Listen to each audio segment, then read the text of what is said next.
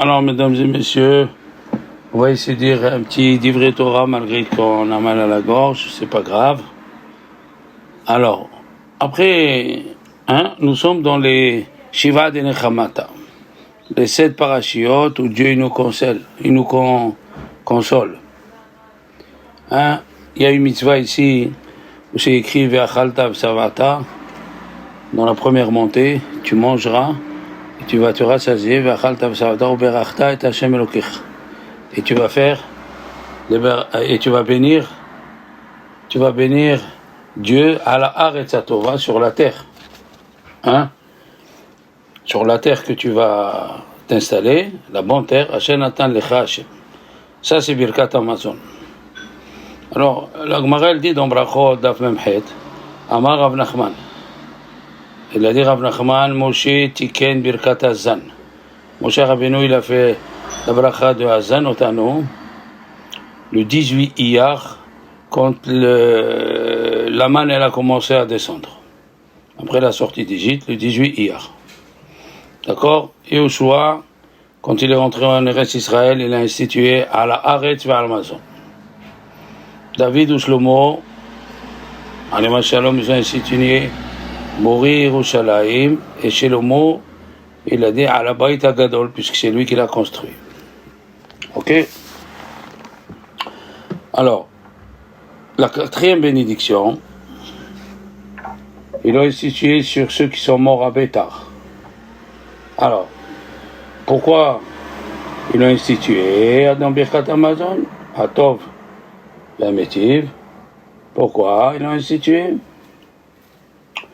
Parce que les gens de Bétar, malheureusement, le premier parmi eux, Ben Bar Kochava, qui est devenu après Bar Kuziva, Rabbi Akiva il a appelé Bar Kochava parce que c'est écrit Darach Kochav Me'akov.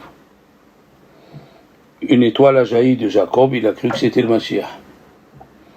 Mais il a vu que c'est mal conduit. Il y avait un rave qui jeûnait pour pas que Jérusalem tombe. Et il est venu un Kouchi, un juif mal converti, il lui a parlé à l'oreille. Et les gens, quand ils l'ont vu, lui ont dit, voilà, il est en train de lui livrer les secrets, comment rentrer dans la ville. Il est venu le voir. Il a dit, qu'est-ce que tu as dit à ce Kouchi? Il a dit, je ne savais pas qu'il m'a parlé, j'étais au milieu de la Hamida. Il n'a pas cru. Il lui a donné un coup de pied, comme il était très faible, 40 ans de jeûne. On voyait même la figue qu'il mangeait, qui traversait l'œsophage. Alors, qu'est-ce qui s'est passé? 3 ans, il a vécu, Bar Kuziva, il était le chef. Il a même fait des pièces en or sur son effigie, à son effigie plutôt. D'accord? Et alors, dans Birkat Hamazon, le manger peut nous faire oublier Dieu. Et qu'est-ce qu'on dit? Ar-Rahman, Hu. Chaque fois on dit Hu, Ar-Rahman, Hu, Ar-Rahman, Hu. Parce que malheureusement, le manger, c'est écrit par la suite, Vaishman, Yeshurun, Vaivat. Yeshurun, il a mangé et il a nié Dieu. D'accord? Ça, c'est la première raison. Deuxième raison, il a dit le tour. Alors, Shalom, il faut se rappeler de la mort dans tous les moments, comme c'est écrit au Shchor, Yom Amavet Tamid, comme il a dit à Roche, rappelle-toi du jour de la mort. Et même le Ben Ishai, alors Shalom, quand il rentrait chez lui, il y avait la table des ambulanciers, là où ils mettent les blessés, ils les mettaient pour se rappeler de la mort. On croit malheureusement qu'on va emporter tout, qu'on va amener tout. Et malheureusement, tout va rester. D'accord? Alors pourquoi on dit Atov, pour les Harougé Bétar, Atov, Ve'amétiv. Atov, qu'ils n'ont pas pourri. Le César de l'époque, il avait une vigne de 16 km sur 16 km, et la muraille, elle était de 2 mètres, et de quoi elle était faite? Des cadavres de juifs de Bétar. Les cadavres des Juifs de Bétar, un sur l'autre, c'était ça la barrière. Ils n'ont pas pourri. Atov, Ve'amétiv, qu'ils ont eu le mérite d'être enterrés. Un Juif, tant qu'il n'est pas enterré, malheureusement, son âme, elle souffre. C'est une très grande mitzvah, le deuil. D'accord? Il faut enterrer. Bar Kouziva, malheureusement, il a nié Dieu. Et il y avait 500 écoles, 500 yeshivot à Bétar, où chaque école, elle avait 500 petits-enfants. Oui, la gava, l'argent, l'intelligence, je dis le Messilat Sharim, l'argent, l'intelligence, la culture rend l'homme orgueilleux, malheureusement. Il faut travailler sur ça. On a trouvé des lettres de Bar Kouziva, on a trouvé des pièces. Une pièce d'argent ou une pièce en or, ça veut dire que ici je règne et pas les Romains. Ah ben oui. Ils ont duré pendant 52 ans. 52 ans, les Romains n'ont pas pu prendre la ville de Bétar. Et pendant 3 ans, c'était le règne complet. Et malheureusement, ils ont tué un tzaddik. Et la question était, puisqu'il y avait tant d'écoles juives, tant d'écoles juives qui étudiaient, comment ça se fait parce que, il a tué un tzaddik, Dieu il s'est énervé. Alors on peut trouver une raison, il a tué le tzaddik de la ville. Ça peut se dire, c'est sûr. Mais il y a une deuxième raison. Vous savez quelle est la deuxième raison? Les Chachamim disent que les Juifs qui restaient, les derniers Juifs qui restaient dans le temple, quand il venait un Juif de Bétar, il l'obligeait à vendre son terrain. Ouais, il l'obligeait à vendre son terrain. Et alors qu'est-ce qui s'est passé? Quand Jérusalem s'est détruite, les gens de Bétar, ils étaient contents. Ah, Hachem, il a dit, tu es content que ma maison, elle s'est détruite? Eh bien, je vais causer, je vais intervenir pour que votre ville elle soit détruite.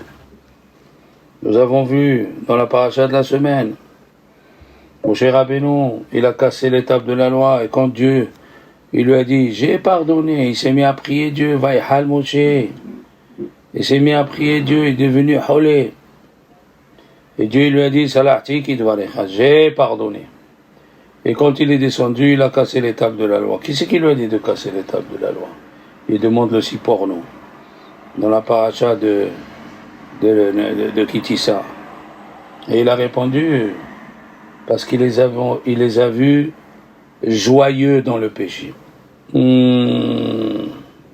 Quand tu es joyeux dans un péché, la teshuva elle est très dure.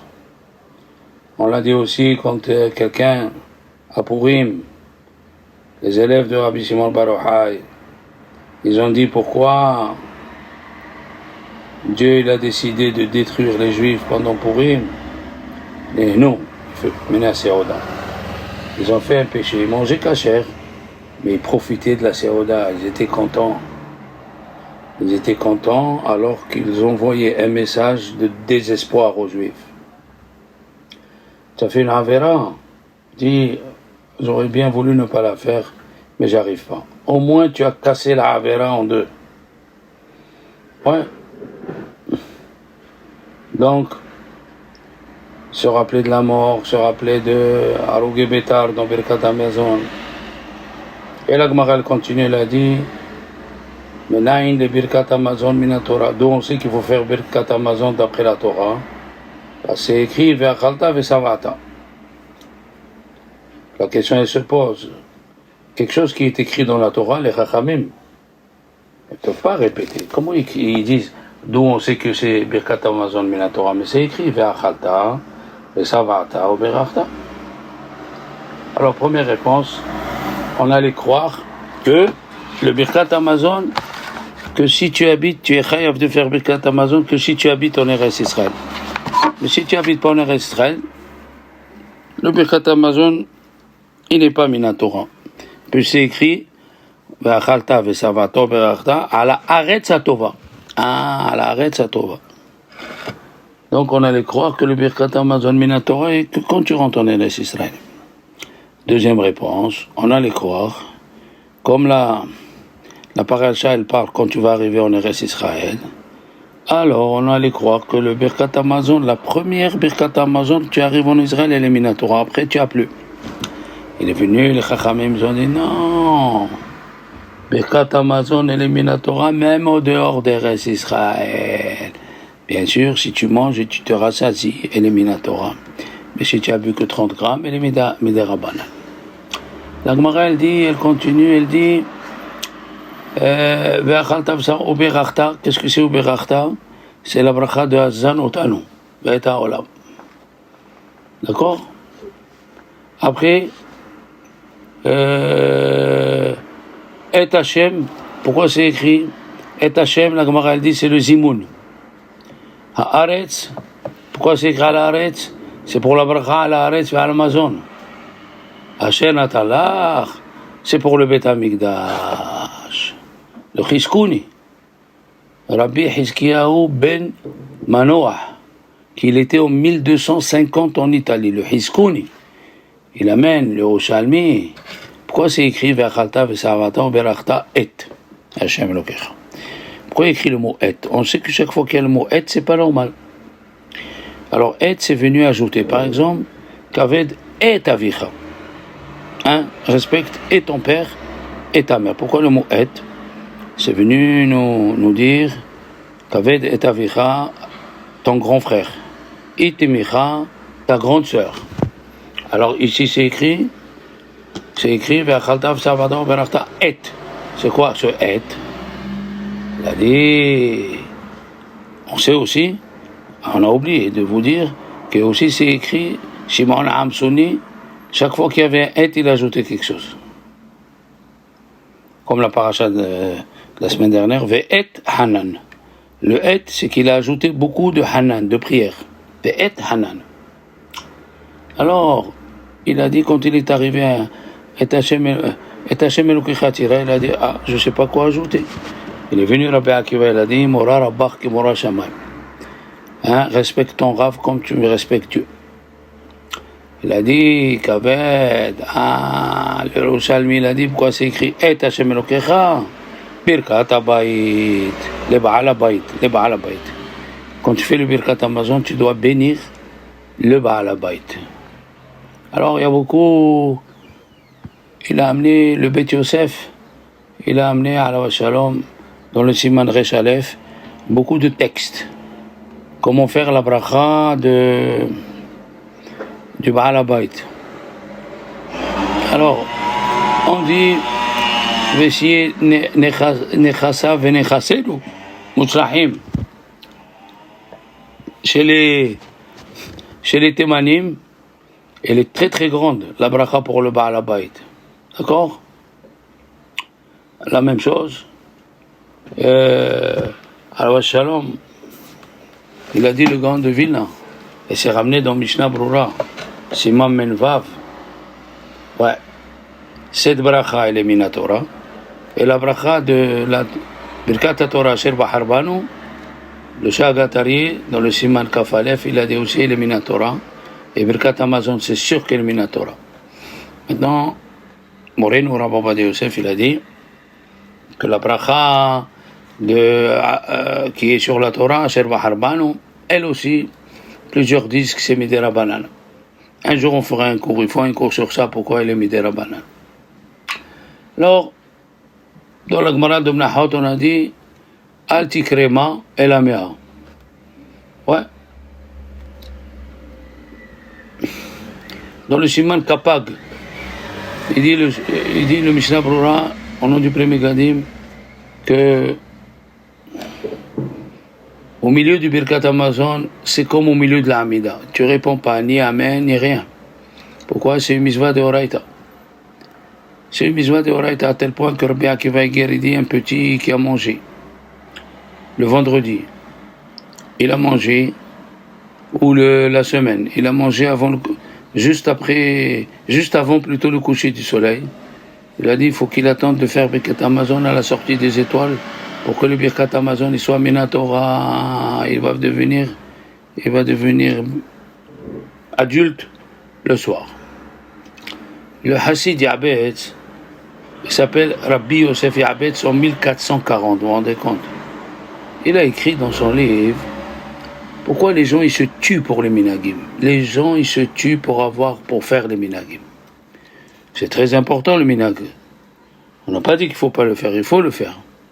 Mais proportionnellement, une mitzvah de la Torah, elle est mieux que le minag. Comment ça se fait que le soir de Rosh Hashanah, s'il lui manque un des signes, qu'on mange, le monsieur n'est pas content. S'il lui manque un des signes, on n'a pas les grains de sésame, on n'a pas les haricots blancs. Ok. Tu veux faire un bon minhag. Mais pourquoi quand il arrive, Birkat Hamazon, tu le fais en fermant les yeux et en faisant vite? Pourquoi? Pour l'apéritif, tu veux tout. Les chips, les cacahuètes, les olives, tout. Et quand il arrive Birkat Hamazon, elle est plus pareille. Le Shla et le Rokéa à la Shalom, ils ont dit, il y a toutes les lettres dans le Birkat Hamazon, sauf le P Sophite. D'accord, et nous les Sfarad, on a le P Sophite, mais c'est dans la 4e bénédiction d'Yaramano. Et rappelez-nous, il faut attaquer Gouf. Mais dans les 3 premières, il n'y a pas. Pourquoi? Il a dit le P Sophite, c'est là où il y a les anges les plus dangereux. Il y a Af, Shetzef, Ketzef, Anaf, Zaaf, Negef, Rechef. Tout cela, ils sortent de la lettre P, tous ces mauvais anges. Il a dit, celui qui fait Birkat Hamazon, Bekavana, il est gardé de tous ces mauvais anges. Tous ces mauvais anges. Et il a ajouté dans Sha'arit Tshuva, le P, c'est 80. Tout celui qui fait Birkat Hamazon, dans le monde futur, à Olam Haba, et dans le monde qui va revivre, il aura 80 torrents qui sortent du fleuve de Gan Eden pour lui seul. On va voir ce qu'ils ont fait certains mitzvot. Le Birkat Hamazon Bekavana, le Talit Katan. Il dit dans le Siman Koufpe, le Shulchan Aruch, Rabbi Yosef Karo, on a l'habitude de couvrir le couteau sur la table quand on fait Birkat Hamazon, à part Shabbat et Yom Tov. Pourquoi? Première raison, parce que le couteau, il raccourcit la vie de l'homme. Et le Shulchan, il ressemble au Mizbeah. D'accord? Et Shabbat, on ne peut pas construire le Mizbeah. Première raison. Deuxième raison, dans le Yerushalmi, c'est écrit, il y avait un juif qui a assisté à la destruction du temple. Il est arrivé à Boni Yerushalayim, il a pris le couteau qui était à côté de lui et il se l'est enfoncé. Et le Taz, ils disent, il y a les gens, ils enlèvent le couteau pendant le hall. D'accord? Ou parce que le fer est raccourci, ou parce que c'est ressemble au Mizbeah, et on peut construire le Mizbeah la semaine, mais pas le Shabbat. Et lui, il a dit, le Taz, dans nos contrées, en Pologne, on l'enlève même Shabbat. Parce que, selon la deuxième raison, même Shabbat, il ne faut pas le mettre. Rabbi Moshe Cordovero est ramené par Rabbi Abraham Azoulay, on a parlé de lui à la Shalom, que Shabbat, c'est 1/60 de Olam Haba. Et alors, il n'y a pas ici ceux qui viennent accuser au moment du repas. Bien sûr. Quoi? Et il a dit, le Malach Hamavet, il ne règne pas avec son épée Shabbat. Parce que ça ressemble à Olam Haba. Si tu fais Kavana dans Birkat Hamazon, l'épée du Malach Hamavet ne reviendra pas. Maintenant, il faut faire très attention. Mishnah Brura, il a dit, il faut faire Birkat Hamazon dans le livre. Et le Midrash Talpiot, un grand rabbin de Turquie, il a dit, comme c'est écrit dans la Megillah, Yashuv Mahshavtu Ara'a. Ima Sefer Yashuv Mahshavtu Ara'a. Ça veut dire que si tu lis, comme ça il dit le grand devina, si tu lis dans le livre, tu liras avec Kavana. Vous savez, le Rav Shach, je l'ai dit plusieurs fois, il lisait toujours Birkat Hamazon dans le Sidour. Et une fois, il manquait au Shalom, il est parti, il a cherché un autre Birkat Hamazon, il a lu là-bas au Shalom. Il lui a dit, son petit-fils, tu ne connais pas au Shalom par cœur? Il lui a dit, je connais au Shalom par cœur. Et alors pourquoi? Il a dit, parce que j'ai accepté sur moi. Puisque j'ai accepté sur moi de faire dans le livre, il faut faire dans le livre. Ça enlève la colère. Une fois, il est venu un monsieur, il lui a dit, s'il vous plaît, monsieur, arabe, je voudrais une bracha, je n'ai pas de parnassa. Il lui a dit, tu veux une bonne ségoula? Il lui a dit oui. Il lui a dit, fais Birkat Hamazon dans le livre. Ok. Après quelque temps, il est descendu, devenu un peu pauvre. Il est revenu voir Rav Shach. Il lui a dit, mais je comprends pas. J'ai oublié une fois de faire Birkat Hamazon dans le livre parce que quand j'étais à l'aéroport, on m'a dit tu peux rien emporter là-haut. Il lui a dit tu as fait Birkat Hamazon dans le livre. Il lui a dit je pouvais pas. On m'a tout pris. On m'a tout pris. Qu'est-ce que je peux faire? Il lui a dit mais tu connais Birkat Hamazon par cœur? Il lui a dit mais ça fait 2 fois je vous dis que j'avais un cas de force majeure. Il lui a dit, viens, je vais te raconter quelque chose. Moi, j'ai vu de mes yeux Rabbi Chaim Ozer Grozensky, qui était grand rabbin à Vilna. Une tête qui n'avait pas une tête comme lui depuis que Dieu a créé le monde. Il écrivait 2 réponses différentes avec les 2 mains. Une sur Orahaim, une sur Yoridea. Et il parlait à la personne devant lui un autre sujet. Trisoncéphale il avait 3 têtes. Il ne savait pas qu'est-ce que c'était l'oubli. Une fois, ils ont oublié le carnet de la communauté où il y avait écrit tous les prêts et tous les dons, et lui, il l'a refait avec sa main. Et 1 mois après, ils ont retrouvé l'ancien carnet, c'était Mila Bemila. Tu as entendu ça? Il lui a dit, j'ai jamais entendu ça. Il lui a dit, il mettait les téphilines dans les 2 mains, parce qu'il avait des baillottes de halakha. C'est lui qui écrit avec les 2 mains. Rabbi Aaron Steinman, il mettait 2 fois les tefilines. Oui. Pourquoi? Parce qu'il écrivait avec les 2 mains. Il lui a dit, ce monsieur qui connaissait tout par cœur, il avait 2 livres sur la table. Birkat Hamazon et Mesilat Yesharim. Alors, qu'est-ce qu'on dit?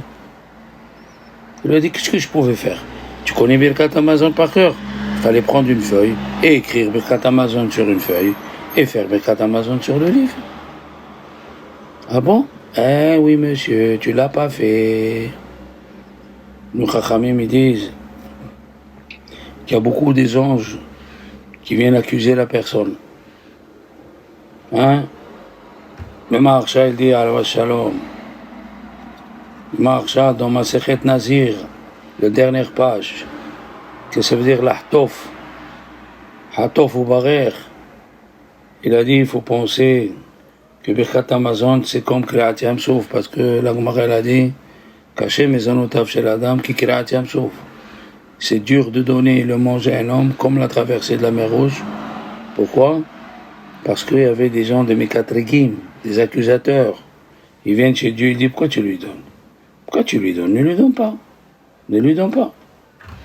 Alors si tu fais Birkat Hamazon Bekavana, tu relèves tout ça. D'accord? Le Hida, Rav Shalom, dans son livre sur le Zohar, Nitzutse Orot, Helek Bet, Otyut Het, il a dit Birkat Hashem Hita Ashir, la bracha de Dieu c'est celle qui rend riche. C'est quoi? C'est Birkat Hamazon. Rabbi Chaim Palajil dit, celui qui fait Birkat Hamazon dans le livre, il vieillira, il aura la santé, et Dieu écoutera ses prières. Koli Shamata, dans Teilim c'est écrit Kofiotet Koli Shamata, Kimishpatecha hayeni. Et d'où ça vient? Ça vient de la bracha que tu veux, Birkat Hashem ita Hashir. Donc les enfants, c'est pour ça que c'est écrit au début de la paracha. C'est quoi Ekev? Il dit Rachid, c'est la Averot qu'un homme, il écrase avec ses pieds. Et qu'est-ce qu'il dit le Tosfot? Le Tosfot il dit, c'est les tzitziot, quand l'homme il marche, il écrase les tzitziot. Et le roi David il a dit, Anehemadi mizav mipazrav, dukim vinufet sofim, gav avdecha, nizhar bahem. Et, Ekevrav, comme ça il a dit le roi David, je fais attention aux petites mitzvot que les gens ils disent c'est rien. On a déjà parlé, Ma Hashem Shoyim Mimcha. Qu'est-ce que Hashem il te demande? Hein? Altikrema et la mea. Mimcha, il dit le Baal HaTorah Mimcha, même Chav, ça fait 100. Faut faire attention, les brachot on fait ça toute la journée. Accepter sur soi de faire les brachot doucement d'abord. Doucement. Après de faire avec Kavana. C'est pas facile le travail qu'on nous demande. On est tenté à boire un phénix, un verre de vin, une bière. Et après, quand il arrive Birkat Hamazon, on a la tête par tête. Et pourtant, il faut se renforcer. Il faut se renforcer et répéter bien que la Birkat Hamazon, c'est la Hatzlaha. Comme le juif, il a 94 ans, il est à Bnei Brak. Et ils lui ont dit, comment ça se fait que tu as une longue vie? Il a dit, j'étais dans une yeshiva en Lituanie. Il est venu, Rabbi Meir, celui qui a installé le Daf Yomi, et il nous a dit que dans Mishnah Bora, il y a écrit qu'il n'y a pas la lettre P dans Birkat Hamazon. Et celui qui fait Birkat Hamazon de Kavana, il allongera sa vie et il enlèvera les mauvais anges. Et depuis ce temps-là, j'ai pris sur moi. Ils sont rentrés les Allemands, ils nous ont amenés dans les camps de concentration. Et comme j'étais grand de taille, celui d'en face, je lui ai dit, quel métier tu vas dire? Il a dit, moi je suis cuisinier. Est-ce que je peux dire la même chose que toi? Il a dit, dis la même chose que moi. Il a dit, je suis cuisinier. Et il était dans les cuisines pendant 5 ans. Au camp de concentration, il n'est pas mort. Voilà celui qui fait Birkat Hamazon. Bekavana. Il a la longue vie. Il a tout ce qu'il faut à la maison. Birkat Hamazon, oui. On te demande de faire un effort surhumain. Parce que tu es fatigué, tu es mort, et tu fais Birkat Hamazon. Alors, mes amis, c'est Shabbat, il faut penser à Shabbat. Hein? Ufros alenu sukkah shelomecha. Le Midrash dit que le Shabbat, la création allait exploser. Et Dieu il a envoyé le rideau du Shabbat. Vous savez que Esav et Ishmaël, ils sont comparés aux Zarzif et aux Oref. C'est deux animaux téméim.